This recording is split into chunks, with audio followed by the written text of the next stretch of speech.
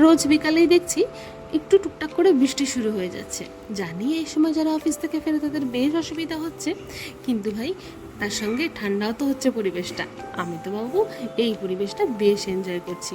বাড়িতে ফিরে একটু চা খেয়ে তারপর লেগে পড়লাম এবার টিফিন বানানোর জন্য রোজকার মতন। আজকে বানাবো একটু গার্লিক ব্রেড। ব্রেডটা বাড়িতে ছিল, তাই জন্য ভাবলাম এটাই বানানো যাক। চিজটা আমি প্রথমে গ্রেট করে নিয়েছি, আর গার্লিক ব্রেডের জন্য গার্লিকটাকে ভেজেও নিয়েছি।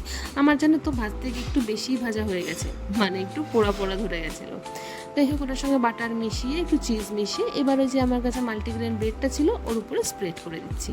এবার বসিয়ে দেবো তাওয়ার ওপর থেকে একটুখানি পিজা সিজনিং, একটুখানি দিয়ে দেবো তোমার চিলি ফ্লেক্স, তারপর ঢাকা দিয়ে বেশ সুন্দর মুচমুচে করে ওটাকে সেঁকে নেব।